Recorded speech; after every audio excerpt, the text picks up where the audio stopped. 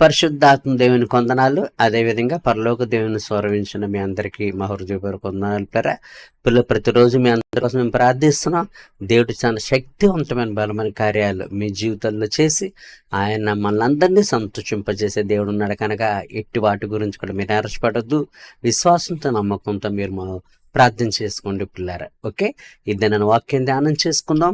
ఆయన పట్ల భయభక్తులు కలిగి ఉంటే ఏ విధంగా దేవుడు మనకు మేలు చేస్తాడు, ఏ విధంగా ఆశీర్వదిస్తాడు అని వాక్యం ధ్యానం చేసుకుందాం పిల్లారా. ప్రార్థన చేసుకుందాం.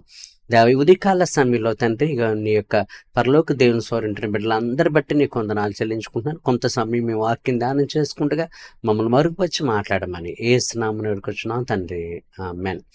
ఒక పిల్లర కీర్తన గ్రంథం 31వ కీర్తన మనం 19వ వచనంలో మనం చూసినట్టయితే పిల్లరా, కీర్తన గ్రంథం 31వ కీర్తన 19వ వచనంలో, నేను భయభక్తులుగా నిమిత్తము నీ దాచి ఉంచిన మేలు ఎంతో గొప్పది, నరులు ఎదుటిని ఆశ్రయించు వారి నిమిత్తము నువ్వు సిద్ధపరిచిన మేలు ఎంతో గొప్పది. చూసారు పిల్లరా, ఎవరి కొరకు ఆయన దేవుడు మేలు దాచి ఉంచుతాడంటే ఆయన ఎందుకు భయభక్తులు గల వారి నిమిత్తం. చూసారు పిల్లరా, తల్లిదండ్రులు బిడ్డలు స్కూల్కి కాలేజీకి వెళ్ళారనుకోండి, ఇంటికి వచ్చేటప్పటికి వారికి ఏదో ఒక మంచి స్వీటో హాటో స్నాక్స్ రెడీ చేసి ఉంచుతారు, దాచి ఉంచుతారు. లేదా బిడ్డల చదువులకి ఉద్యోగాలకి వివాహాలకు ఉపయోగపడతాయని డబ్బులు దాచి ఉంచుతారు. లేదంటే వాళ్ళకి స్థలాలు కొంటారు, లేదంటే వాళ్ళకి ఇల్లులు కొంటారు. ఇలాగూ బిడ్డలకి భవిష్యత్తు కోసం తల్లిదండ్రులు ఏం చేస్తారంటే దాచి ఉంచుతారు. బిడ్డలకు తెలియదు. అమ్మ బుక్స్ కావాలంటే డబ్బులు ఇస్తారు, లేదంటే వాళ్ళ వివాహానికి వాళ్ళకి కట్నం ఎంత, లేదంటే బిడ్డలకు ఉద్యోగాలకి ఎంత కష్టపడతారు, అనేది బిడ్డలకు తెలియదు. బిడ్డలకు తెలియకుండా తల్లిదండ్రులు ఏం చేస్తారంటే నా కుమారుడు భవిష్యత్తు ఎలా ఉండాలి, నా కుమార్తె భవిష్యత్తు ఎలా ఉండాలని తల్లిదండ్రులు చాలా ఉబ్బిడిగా ఉంటూ రూపాయి దాచుకుంటూ బిడ్డలకి మంచి భవిష్యత్తు ఇవ్వాలని, మంచి చదువులు చదివించాలని, మంచి ఉద్యోగాలు చేయించాలని, మంచి వివాహాలు చేయాలని వాళ్ళ కొరకు డబ్బులు ఏం చేస్తారంటే బంగారు రూపంలో, వెండి బంగారం రూపంలో, స్థలాలు మేడల మిద్దుల రూపంలో దాచి ఉంచుతారు పిల్లరా. అయితే ఈ లోక తల్లిదండ్రులు ఎంత దాచి ఉంచిన పిల్లరా, అంతకంటే ఎక్కువగా దేవుడు మన కొరకు ఏం చేస్తాడంటే దాచి ఉంచుతాడు పిల్లరా.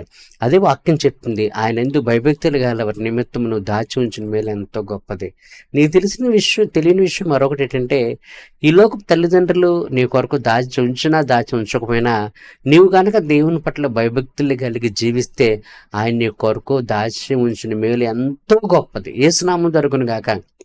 నువ్వు ఊహించిన తలంచని రీతిలో నీ భవిష్యత్తు దీవునికరంగా, నీ భవిష్యత్తు ఆశీర్వదకరంగా, నీ భవిష్యత్తు మేలుకరంగా, సుఖంగా, సంతోషంగా, ఆనందంగా ఉండాలని దేవుని కొరకు ఒక మేలు దాచి ఉంచాడు. ఒక మేలు కాదు, ఆయన ఏ మేలు చేయకమాండని ఉంటుంది. ఆయన ఎందుకు భయభక్తులుగా వారి నిమిత్తం ఆయన దాచి ఉంచిన మేలు ఎంతో గొప్పది. ఆయన ఏ మేలు చేయకమాండు అంటే ఏంటంటే, నీ జీవితానికి ఎన్ని మేలులు కావాలో, ఎన్ని ఉపకారాలు కావాలో, ఎన్ని ఆశీర్వాదాలు కావాలో, ఎన్ని దీవెనలు కావాలో అవన్నీ దేవుని కొరకు దాచి ఉంచుతాడు. ఒకవేళ నీ తల్లిదండ్రులు ఏదో వాళ్ళే నీ కొరకు దాచి ఉంచలేకపోయినా సరే నీ తల్లిదండ్రులు నిందించుకో, ఆ పరమ తండ్రి నీ కొరకు మేలు దాచి ఉంచుతాడు. యేసునామం జరుగును. ఆయన ఎంత మేలు అంటే ఎంతో గొప్పదంట. ఆయన నీ కొరకు నా కొరకు దాచి ఉంచిన మేలు ఎంతో గొప్పది. మనం ఊహించిన తలంచినంతటి గొప్ప మేలును దేవుడు నీ కొరకు నా కొరకు దాచి ఉంచాడు పిల్లరా. అది ఆర్థికంగా, ఆరోగ్యపరంగా, కుటుంబ పరంగా, సమాజ పరంగా ఎవరు ఊహించిన తలంచిన గొప్ప మేలును దేవుడు నీ కొరకు దాచి ఉంచాడు పిల్లరా. నీ తల్లిదండ్రులు దాచి ఉంచిన దానికంటే కొన్ని 100 రెట్లు ఎక్కువ మేలును దేవుడు నీ కొరకు దాచి ఉంచాడు. కనుక నీ తల్లిదండ్రుల వైపే చూడకు, నీ పరలోకపు తండ్రి వైపు చూడకు. ఒకవేళ నీ తల్లిదండ్రులు ఇవ్వలేకపోయినా వాళ్ళు దూషించుకో, వాళ్ళు ఏమీ అనకు. కానీ ఆ పరమున తండ్రి నీ కొరకు దాచి ఉంచిన మేలు గురించి నువ్వు ఎదురు చూడడం. నువ్వు దేవుని పట్ల భయభక్తులు కలిగి జీవించు, ఆయన పట్ల విశ్వాసం కలిగి ఆయన వాక్యానుసారంగా, ఆయన చిత్తానుసారంగా నువ్వు జీవించు. నువ్వు ఊహించిన తలంచినటువంటి ఆశీర్వాదాలు దేవుడు నీకు ఇవ్వడానికి సిద్ధంగా ఉన్నాడు. నీ కొరకు ఆయన దాచి ఉంచిన మేలు ఎంతో నువ్వు తెలుసుకునేలాగా దేవుడు చేయబోతాడు పిల్లరా. అందుకే ఆయన దాచి ఉంచిన మేలు నీ బ్రతుకు, నీ జీవితానికి అది పూర్తిగా సరిపోతుంది. 70-80 సంవత్సరాలు ఎన్ని సంవత్సరాలు బతుకుతావో అన్ని సంవత్సరాలు సుఖంగా, సంతోషంగా, ఆనందంగా ఉండేలాగా, ప్రతి కష్టం నుంచి, ఇరుకు నుంచి, ఇబ్బంది నుంచి దేవుడు నిన్ను తప్పించేలాగా నీ జీవితానికి కావాల్సినటువంటి మేలు దేవుడు నీ కొరకు దాచి ఉంచాడు పిల్లరా.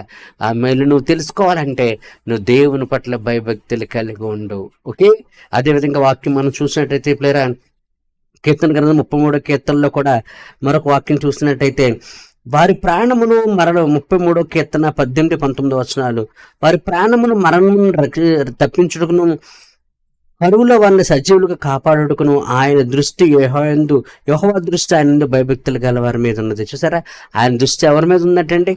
ఎవరైతే దేవుని పట్ల భయభక్తులు కలిగి జీవిస్తారో వారి మీద ఆయన దృష్టి ఉంది పిల్లరా. డబ్బున్న వాళ్ళ మీద, అందచందాలు ఉన్న వాళ్ళ మీద, మేడమిద్దులు ఉన్న వాళ్ళ మీద, ఆస్తి అంతస్తులు ఉన్న వాళ్ళ మీద ఆయన దృష్టి లేదు పిల్లరా. బాగా చదువుకున్న వారి మీద దృష్టి లేదు పిల్లరా.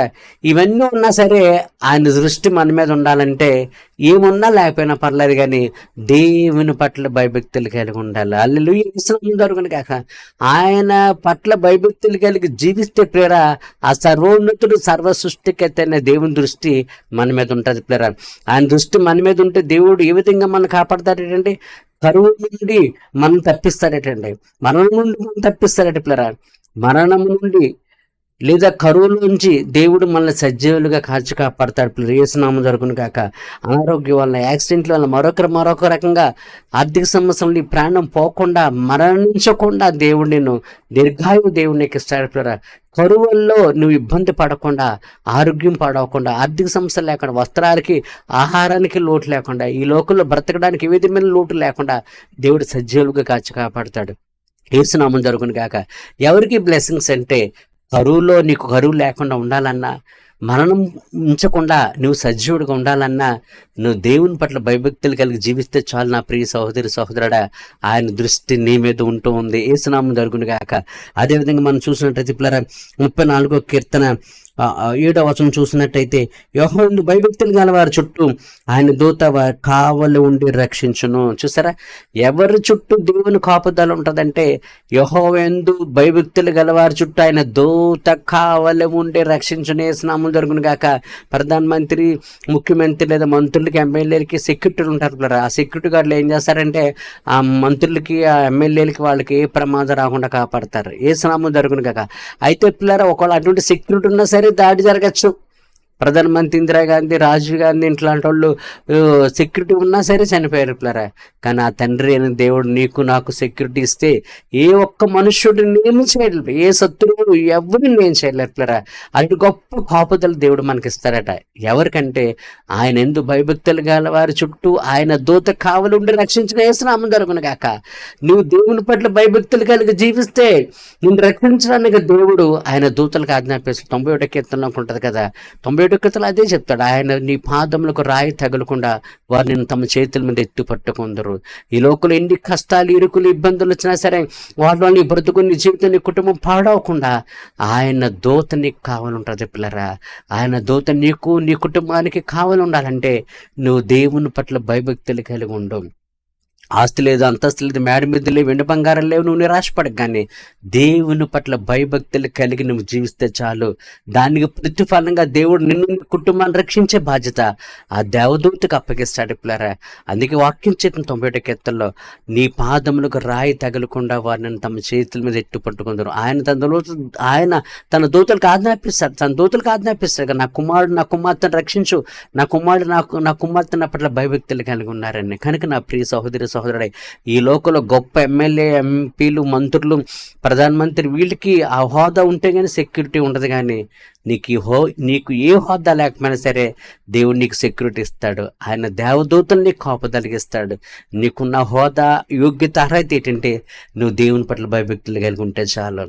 ఈ లోకపు సెక్యూరిటీ ఉన్న ప్రాణహాని జరగచ్చు, కానీ ఆ దేవుడు తన దూతలు గనక నేను రక్షించే బాధ్యత అప్పగిస్తే ఏ ప్రాణహాని ఉండదు పిల్లరా. శారీరక సంబంధం కాదు, అన్ని విషయాల్లో, ఆహారం, వస్త్రాలు, ప్రతి విషయంలో ఏ లొట్టు కొరత లేకుండా ఆ దేవుని దూతలు నేను రక్షిస్తుంది పేరా. ఆ దేవుని దూతలు నేను రక్షించాలంటే నేను చేయవలసిన పని ఏంటంటే దేవుని పట్ల భయభక్తులు కలిగి ఉండాలి పిల్లరా. నేను దేవుని పట్ల భయభక్తులు కలిగి ఉంటే చాలు. ఆ దేవుని దూత నన్ను కూడా రక్షిస్తుంది పిల్లరా. మరొక వాక్యం మనం చూసినట్టయితే పిల్లరా, కీర్తనగా 34వ కీర్తన 10వ వచనంలో, సింహం పిల్లలు ఏమి గలవే ఆకలి కొనును, యెహోవాను ఆశ్రయించే వారికి ఏ మేలు కొదువై ఉండదు. 15వ వచనంలో చూసినట్టయితే, 9వ వచనంలో 34-9వ వచనంలో, ఆయన యందు భయభక్తులు గలవారు భయభక్తులు గలవారికి ఏమీ కొదువు లేదు. సింహపు పిల్లలు కొదువై ఆకలిగొన్నా సరే ఆయన ఆశ్రయించే వారికి ఏ కొదువై ఉండదు. చూసారు పిల్ల, అడవుల సింహం అడవికి రాజు, దానికి ఎదురుండదు పిల్లరా. అది కానీ దాని పిల్లలు కానీ ఎప్పుడు ఆకలితో ఉండవు. దేవుడు అన్నాడు, ఒకవేళ సింహం పిల్లని ఆకలిగా ఉంటే కానీ ఆయన ఆశ్రయించే వారికి, లేదంటే ఆయన భయభక్తుల వారికి ఏమీ కొదువు లేదంట. నువ్వు దేవుని పట్ల భయభక్తులు కలిగి జీవిస్తే చాలు ప్రియ సహోదరి సహోదరుడా. నీకే కొద్దు ఉన్నా సరే ఆ కొద్దును తీరుస్తాడు. ఆహారమా, ఆరోగ్యమా, మరొకటి నీ జీవితంలో ఏ కొరత కొద్దు ఉన్నా, అయ్యో ఈ కొరత కొద్దు ఉంది నేను తీసుకోలేకపోతాన్ని నువ్వు బాధపడగానే దేవుని పట్ల భయభక్తులు కలిగి నువ్వు జీవించు. ప్రతి అవస్థతని కొరతను దేవుడు తీస్తాడు. ఏ కొద్దు ఏ ఉదయకాల స్థలం వాగ్దానం ఇస్తాడు. పర్రా ఏ కొద్దులతో ఏ కొరతలతో నువ్వు బాధపడుతున్నావో నువ్వు బాధపడగానే విశ్వాసంతో దేవుని పట్ల భయభక్తులు కలిగి ఆయన పట్ల వాక్యానుసారంగా భయభక్తులు కలిగి, అంటే ఏంటంటే పిల్లరా, దేవుని యొక్క వాక్యం ఏ విధంగా చెప్తున్నా ఆ విధంగా నడవాలి. మన సొంత ఊహలు, తలంపులు, ఆలోచనలు బట్టి జీవిస్తే అది భయభక్తులతో కొన్ని జీవితం కాదు, కానీ దేవుని పట్ల విశ్వాసం కలిగి ఉండాలి. రెండోది, ఆయన వాక్యం ఏ విధంగా నడవమని, ఏ విధంగా జీవించమని చెప్తుందో అలా నువ్వు జీవించు.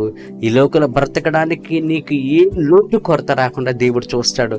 అంతేకాదు నేను రక్షించే బాధ్యత దూతలుగా జ్ఞాపిస్తాడు. సింహంపల్లి ఏమి గలవి ఆకలిగా ఉన్నా సరే నీకు ఏ లోటు రాకుండా దేవుడు చేస్తాడు. అంతేకాదు కరువులో నిన్ను సజీవుడిగా కాపాడతాడు, మరణం నుంచి నిన్ను కాపాడతాడు, నీ రాకపోకల్లో కూడా ప్రభు నిన్ను కాచి కాపాడతాడు.